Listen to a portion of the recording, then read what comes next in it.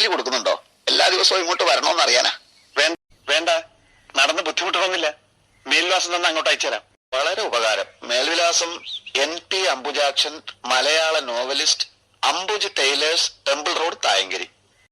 നോവലിസ്റ്റാണോ? അതെ, നോവൽ എഴുതാത്ത സമയത്ത് ടൈലറാണ്. എന്റെ ഫസ്റ്റ് വർക്ക് ചിറകുടിഞ്ഞ കിനാവുകൾ. ഒരു കോപ്പി തരട്ടെ? വേണ്ട.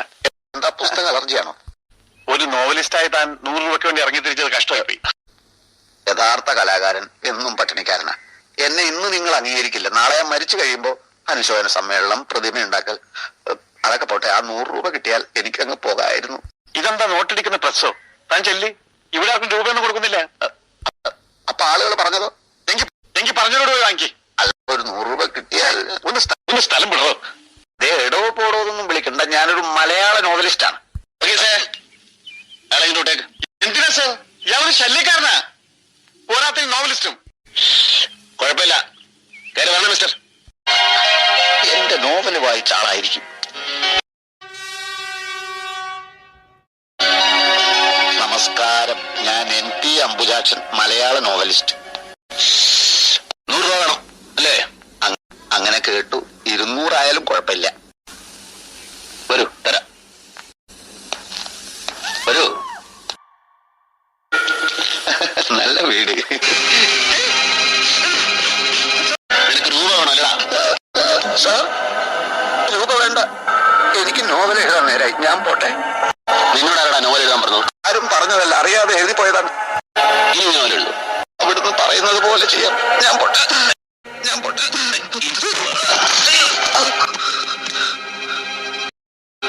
സൂക്ഷിച്ചു നോക്കിയേ. എന്തോന്ന്? ഈ മുഖം വല്ലപടിയുണ്ടോ? സാറ് ഹിന്ദി സിനിമയിൽ അഭിനയിച്ചിട്ടുണ്ടോ?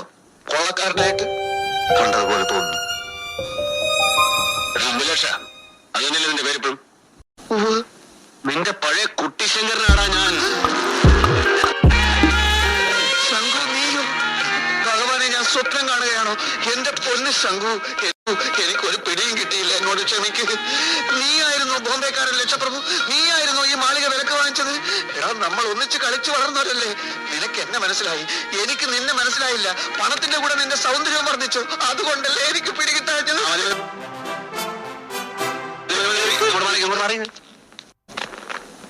നീ പഴയ അംബുജാക്ഷൻ തന്നെയാണ്, പക്ഷേ ഞാൻ പഴയ കുട്ടിശങ്കരനല്ല. ശങ്കർദാസ്, കോടീശ്വരനായ ശങ്കർദാസ്. അംബുജാക്ഷ, എന്തോ? എന്റെ പഴയ കാര്യങ്ങൾ നീ വല്ലവരോടും പറഞ്ഞാൽ അന്ന് തന്നെ ബോംബെന്ന് ആള് വരും. പിറ്റേന്ന് തന്നെ നിന്റെ ശവം ഈ കായലിൽ പൊന്തും.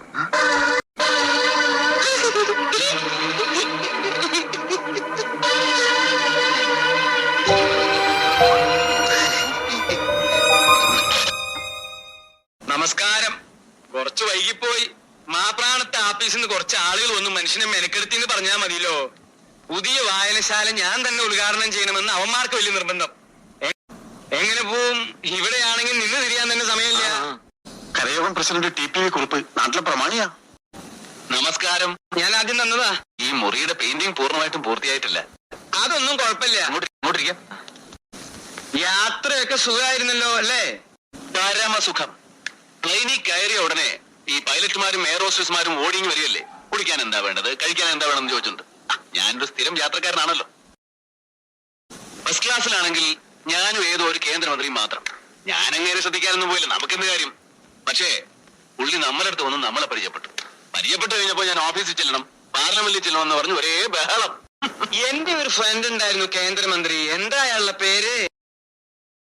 അങ്ങേര് മരിച്ചുപോയില്ലേ? മരിച്ച അയാൾക്ക് പേരുണ്ടാവില്ലേ? മേനോനെ. മരിക്കുന്നവരെ എന്നും ഡൽഹിന്ന് വിളിക്കും. ഞാൻ ഫോൺ എടുക്കുകയില്ല. വലിയ ശല്യ. ഡൽഹി പോവാൻ നമുക്ക് എവിടെ സമയം? മരിച്ചിട്ടും പോയില്ല. മരിച്ചിട്ട് പോവാത്തത് അന്ന് മാപ്രാണം കരയോഗത്തിന്റെ ചെറിയൊരു മീറ്റിംഗ് ഉണ്ടായിരുന്നു. ഞാനിവിടെ എയർപോർട്ടിൽ വന്നിറങ്ങിയപ്പോ ഈ ഇന്ത്യൻ എയർലൈൻസിന്റെ ആൾക്കാരെല്ലാം കൂടെ എന്നെ വന്നങ്ങ് പറഞ്ഞു. അവർക്കും എനിക്കൊരു സ്വീകരണം തരുന്നു. ഈ കൊല്ലം ഇന്ത്യൻ എയർലൈൻസിലെ ഏറ്റവും കൂടുതൽ യാത്ര ചെയ്ത യാത്രക്കാരൻ ഞാനാണല്ലോ. പക്ഷെ എനിക്ക് സ്വീകരണത്തിനൊക്കെ എവിടെയാ നേരം? വേണ്ടെന്ന് പറഞ്ഞു. ഇനി നാട്ടിലെത്തി കരയോഗത്തിന്റെ സ്വീകരണം കഴിഞ്ഞ ശേഷമേ വേറെ സ്വീകരണമുള്ളൂ. ഏത് കരയോഗം? ഇവിടുത്തെ കരയോഗം. ഞാൻ പ്രസിഡന്റായിട്ടുള്ള നാട് കഴിഞ്ഞേ എനിക്ക് മറുനാടുള്ളൂ. കരയോഗം എന്ന് വെച്ചാൽ ചെറുപ്പം മുതൽ എനിക്ക് ജീവനാ. നല്ലൊരു തുക ഇവിടുത്തെ കരയോഗത്തിന് സംഭാവന ചെയ്യണമെന്ന് ഞാൻ ബോംബെയിൽ വെച്ച് തീരുമാനിച്ചതാ അല്ലേ? അപ്പോ കരയോഗത്തിന് സ്വീകരണം കഴിഞ്ഞാൽ മറ്റുള്ളവർക്ക് ഡേറ്റ് കൊടുത്താൽ മതിയോ? ഇവർക്കൊക്കെ നിർബന്ധമാണെങ്കിൽ അങ്ങനെ. എന്താ കൈക്ക്? ഒന്നുമില്ല. അല്ല ഞാൻ വന്നപ്പോൾ കൈ ഇത് ഇങ്ങനെ വെച്ചോണ്ടിരിക്കുന്നു. വാദത്തിന്റെ സുണ്ടോ? ഒന്നുമില്ല. ഷർട്ട് ചുളിയാണ്ടിരിക്കാൻ. ബോംബെയില് എനിക്ക് ആഴ്ചയിൽ 2-3 സ്വീകരണം ഉണ്ടാവും. ഒരു തുക. വലിയ വലിയ ജഡ്ജിമാരും സിനിമാ താരങ്ങളും ഒക്കെ നമ്മളിങ്ങനെ അങ്ങോട്ട് പോഴത്തല്ലേ? അല്ല അല്ല അവര് ചുമ്മാ പോഴത്തല്ലോ. അതും ശരിയാ. അല്ല ഞങ്ങൾ ഇങ്ങനെ ഒരു സ്വീകരണത്തിന്റെ കാര്യം ആലോചിച്ചില്ലായിരിക്കും. ഇനി ആലോചിച്ചാൽ മതി.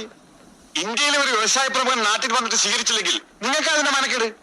പക്ഷേ സ്വീകരണം ഗംഭീരമായിരിക്കണം. നാടൊന്ന് ഇളകണം. അല്ലേ റീസേ?